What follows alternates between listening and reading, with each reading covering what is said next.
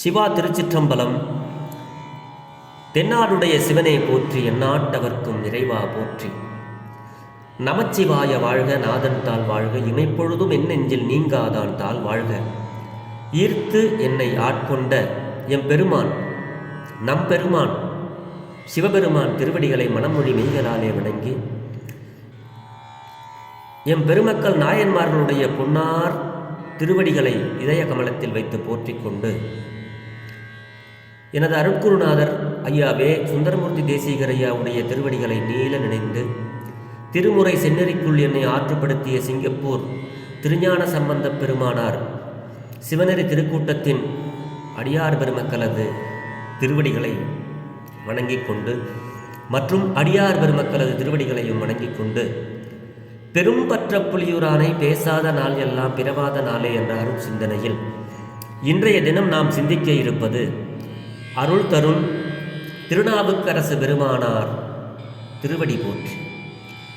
திருநாவுக்கரசு பெருமானார் அருளி செய்ததுதான் இந்த 6வது தமிழ் வேதத்தில் முதல் திருப்பதியம்தான். பெரும்பற்ற புலியூரானை பேசாத நாளெல்லாம் பிறவா நாளே என்ற தலைப்பு. அதை அடியேன் சிவபாலா எடுத்துக்கொண்டு இந்த 6வது தமிழ் வேதம் திருநாவுக்கரசு பெருமானார் திருவடி போற்றி திருநாவுக்கரசு சுவாமிகள் அருளிய 6வது தமிழ் வேதத்தில் திரு வலிவலம் என்ற தலத்தில் அருளிய ஒரு பாடலை சிந்திப்பதற்கு சிவபெருமான் இன்று நமக்கு திருவருள் கூட்டியிருக்கிறார். இந்த வலிவலத்தினுடைய அந்த பதியில் விளங்குகின்ற சிவபெருமானுடைய அருளை நாம் தெரிந்து கொள்ளுங்கள், சிவபெருமானுடைய ஆற்றலை நீங்கள் தெரிந்து கொள்ளுங்கள். அப்படிப்பட்ட சிவபெருமான் வேறு எங்கும் இல்லை, என்னுடைய மனத்துக்குள் இருக்கின்றான் அப்படின்னு இந்த பாடலில் சொல்கிறாங்க. இந்த வலிவலம் தலம், வலிவலம்னு ஏன் பேர் வந்ததுங்கிறதுக்கு ஒரு சின்ன குறிப்பு. கருங்குருவிக்கு அருள் செய்த படலம்னு திருவிளையாடல் புராணத்தில் இருக்குது. ஆனால் அந்த வரலாறு தான் இந்த தலத்திற்கு ஒரு பெயர் வர காரணம்.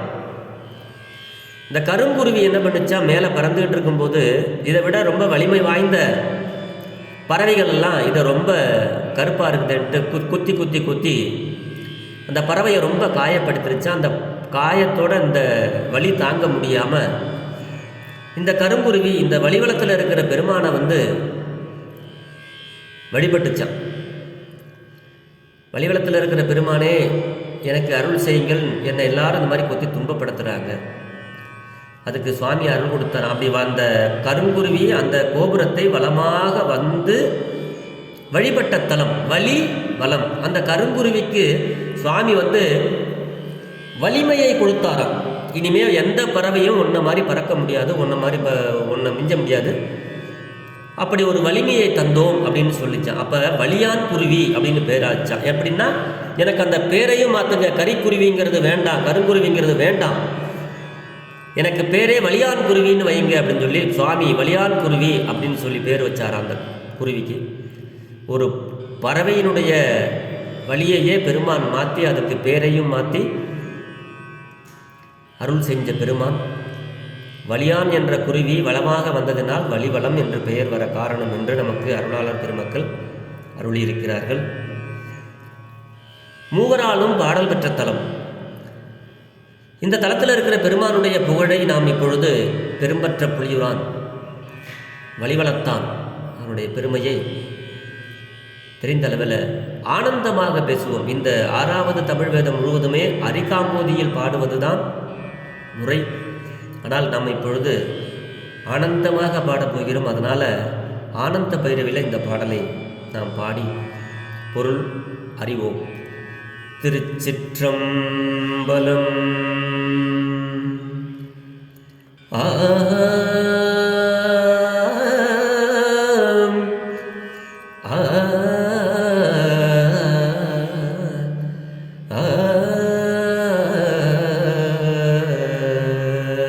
நல்லான்கான் நான் மறைக்கான், நான் மறைகள் ஆகி நான் கான்.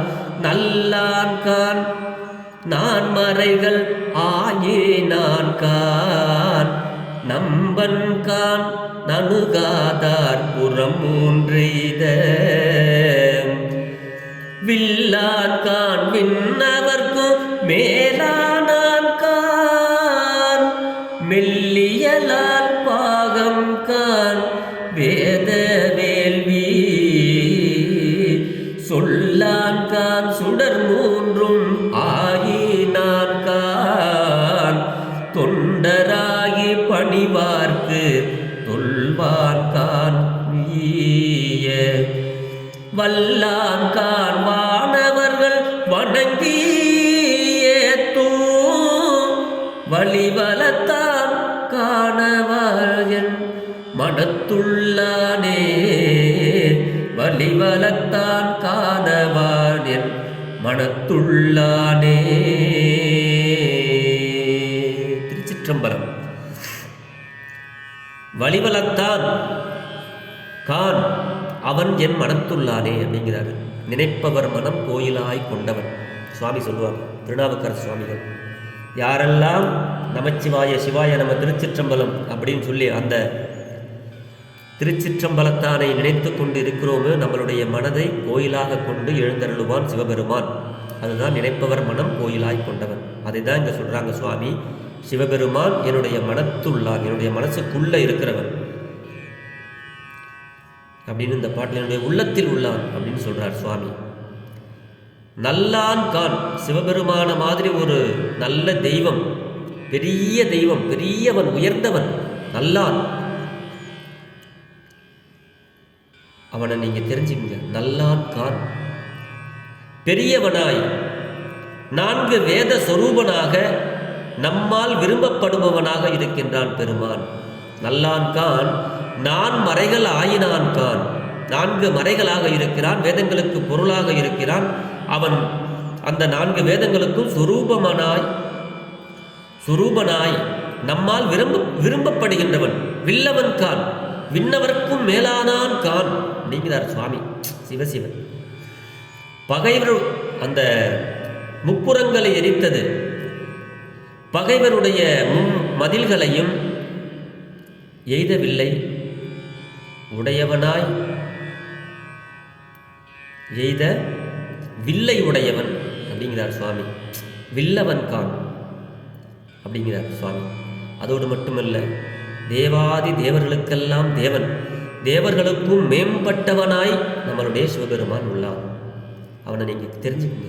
கான் பார்வதி பாகனாய் உமையொரு பாகனாக இருக்கிறார் நம்மளுடைய பெருமான். மந்திர வடிவினனாக இருக்கிறான். அதனால தான் நம்ம நமச்சிவாய நமச்சிவாய நமச்சிவாயன்னு அவனுடைய பேரை சொல்லிக்கிட்டே இருக்கணுங்கிறது. மெல்லியலால் பாகம் கான், நம்மளுடைய உமாதேவியை ஒரு பாகத்தில் வைத்த பெருமானை நீங்கள் காணுங்கள், தெரிந்து கொள்ளுங்கள். வேத வேள்வியை சொல்ல வல்லான் கான், வேள்விகளாக இருக்கின்றான். அந்த வேள்விகளுக்கு எல்லாம் மந்திர வடிவினனாக இருக்கின்றான். சந்திரன், சூரியன், தீ என்ற 3 ஒளிகளின் உருவமாக நம்மளுடைய சிவபெருமான் இருக்கிறான். அதுதான் சொல்றார். சொல்லான்கான் சுடர் 3 ஆயினான்கான் அப்படிங்கிறார். அதோடு மட்டுமல்ல, சிவபெருமானாருக்கு தொண்டராகி பணிபவர்க்கு தொல்வான் ஈய அப்படிங்கிறார் சுவாமி. தொண்டராகி நாம் எல்லாம் வழிபட்டோமேயானால் வழிபடுபவர்களுக்கு வீட்டு உலகை ஈய வல்லவன். ஈதல்னா கொடுத்தல், வீட்டு உலகம்னா முத்தி, மீண்டும் பிறவாத, அதுதான் முத்தி. அப்படிப்பட்ட பெருமான், நமக்கெல்லாம் முத்தியை கொடுக்கின்ற பெருமான். வல்லவன் கான் வானவர்கள் வணங்கி ஏத்த பெருமான். எப்பொழுதும் வானவர்கள் தேவர்கள் எல்லாம் எந்த நேரமும் போய் சிவபெருமானை வணங்கிக்கிட்டே இருக்கிறாங்க. ஆனால் நம்ம வணங்குறது இல்லை. எப்போவாவது ஒரு தடவை தான் வணங்குறது, எப்போவாவது ஒரு தடவை தான் கோயிலுக்கு போகிறது. அப்படி ஒரு கொள்கையவே உருவாக்கிட்டு இன்னைக்கு ஊர்லெல்லாம் கோயிலுக்குன்னு கூப்பிட்டா ஐயா கோயிலுக்கா, வேறு வேலை இல்லையா அப்படிங்கிற மாதிரி வந்துருச்சு. நம்மளுடைய முன்னோர்கள், நம்மளுடைய தேவர்கள், நம்மளுடைய முப்பாட்டெல்லாம் திருநீரெல்லாம் வீட்லேயே வச்சுருந்து உத்தராகத்தெல்லாம் வச்சுக்கிட்டு எப்போ பார்த்தாலும் ஒரு திருமுறை பாடல்களை பாடிக்கிட்டு வாழ்ந்தவங்க தான் நம்மளுடைய முன்னோர்கள். அதெல்லாம் மறந்து இன்னைக்கு காலம் கலிகாலம், காலம் கலிகாலம், அதுக்கெல்லாம் நேரம் இல்லை, இதுக்கெல்லாம் நேரம் இல்லைன்னு சொல்லிட்டு கோயிலுக்கு போகிறத கூட ரொம்ப வேலை இல்லை, நேரம் இல்லை, வேலை இருக்குது அப்படின்னு சொல்லிட்டு ஒரு காலம் வந்துருச்சு. ஆக தேவர்கள் எல்லாம் எப்பொழுதுமே வணங்கி ஏற்றப்படுகின்ற பெருமான் நம்மளுடைய சிவபெருமான். அவர் எங்கே இருக்கிறார், எங்கே பார்க்கலாம், எங்கே வேணாலும் பார்க்கலாம். நம்ம கண்ணுக்குள்ளே இருப்பான், நம்மளுடைய மனசில் இருக்கிறான், நம்மளுடைய உருவத்தில் இருக்கிறான், நம்மளுடைய சொல்லில் இருக்கிறான்.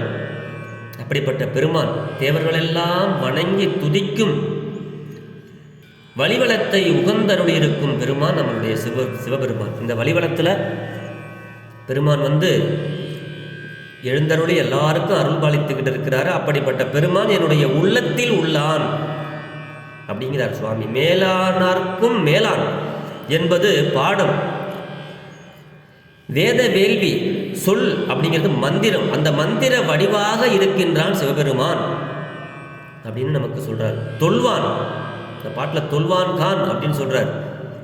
தொல்வான் அப்படின்னா பழைய வானுலகம் என்றது, தனது உலகத்தை சிவலோகத்தை, அதுதான் தொல்வான். தொல்பொருள் ஆராய்ச்சி அப்படிமா, பழையவன், பரமன் காண்க பழையவன் காண்கன்னு சொல்கிறோம் இல்லையா, அந்த மாதிரி தொல்வான் ரொம்ப தொன்மையானவன், பழமையானவன், பழமலை நாதருங்கிறோம் இல்லையா, அந்த மாதிரி.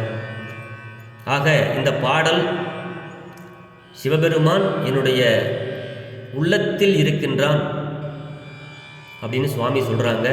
4 மறைகளாக இருக்கின்றான், அனைவருக்கும் நம்பத்தக்கவனாக இருக்கின்றான், 4 மறைகளாகவும் இருக்கின்றான்,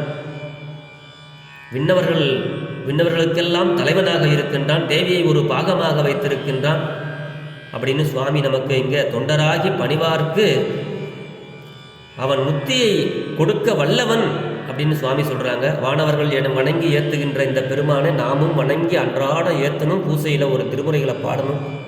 பாடினுமையானால் எங்கெல்லாம் சிவபெருமான் எழுந்தருளுவார் என்றால், எங்கேயெல்லாம் தேவார ஓசை கேட்கிறதோ அங்கேயெல்லாம் சிவபெருமான் எழுந்தருளுவார். அவர்களுடைய உள்ளத்திலும் அவருடைய இல்லத்திலும் எழுந்தருளி நம்மளுக்கெல்லாம் சேவை செய்கின்ற சேவகனாக சிவபெருமான் வருவார். இந்த வழிவலத்தில் ஞானசம்பந்த பெருமானார் அருளிய ஒரு பாடல், அற்புதமான பாடல். அந்த பாடலும் மூவராலும் பாடல் பெற்ற இந்த தலம் அருமையான பாடல். தாயோ நீயே தந்தை நீயே சங்கரனே அடியே ஆய மாய காயோ தன்னுள் ஐவர் நின்று ஒன்றல் ஒட்டார் மாயமே என்று மாயமே என்று அஞ்சுகின்றே வலிவலோ மேயவனே மாயமே என்று அஞ்சுகின்றே வலிவலோ மேயவனே வலிவலோ மேயவனே. ஞானசம்பந்தர் சுவாமி உன்னை சேர்றதுக்கு நான் ஆசையாக தான் இருக்குது, ஆனால் என்னுடைய ஐம்பொறிகள் என்னை உன்னோடு ஒட்ட விடாமல் தடுக்கிறது, என்னை உன்னோடு சேர்வதற்கு அருள் புரிவாயாக வழிவலம் மேயவனே அப்படின்னு சுவாமி அந்த பதியத்தில் சொல்லுவாங்க. இதெல்லாம் தெரிஞ்சுக்கிட்ட இதுக்கப்புறம் வந்த சுந்தரமூர்த்தி சுவாமிகள், நாளும் இன்னிசையால் தமிழ் பரப்பும் ஞானசம்பந்தனுக்கு உலக முன் தாளம் ஈந்தவன் அப்படிங்கிற ஒரு பாடலை இந்த வழிவலம் தன்னில் கண்டுகொண்டேனே அப்படின்னு சொல்லிட்டு சுவாமி பாடுவாங்க ஒரு இடத்துல. அப்படி அது நல்ல ஒரு பதிகம். அப்படி மூவராலும் பாடப்பெற்ற தலம். அப்போ இந்த வழிவலம் தலம் மிக சிறப்பு வாய்ந்த தலம். இதனுடைய வரலாறை சொல்லணும்னா சொல்லிக்கிட்டே இருக்கலாம். ஆக நம்மளுடைய மனத்துள் இருக்கின்ற பெருமானை, தொண்டர்களுக்கெல்லாம் புத்தியை தருகின்ற பெருமானை நாளும் நினைத்து அவனது புகழை பாடி வாழ்வில் நாளும் வளம் பல பெற்று நலமோடு வாழ்வோம் என்று சொல்லி பெரும்பற்ற புலியூரானை பேசாத நாளெல்லாம் பிறவா நாளே என்ற அருட்சிந்தனையை நிறைவு செய்கிறேன். ஜெர்மனியில் இருந்து சிவபாலா. குறைவிலாத உயிர்கள் வாழ்க, மேன்மைகொள் சைவ நீதி விளங்குக உலகமெல்லாம், இன்பமே என்ன ஆளும் துன்பமில்லை, ஆளவாய் சிவனடியே சிந்திக்கப் பெற்றேன் நானே, வழிவளத்தான் என் மனத்துள்ளானை சிந்திக்கப் பெற்றேன் நானே, அரண்நாமமே சூழ்க வையகமும் துயர் தீர்கவே. சிவா. திருச்சிற்றம்பலம்.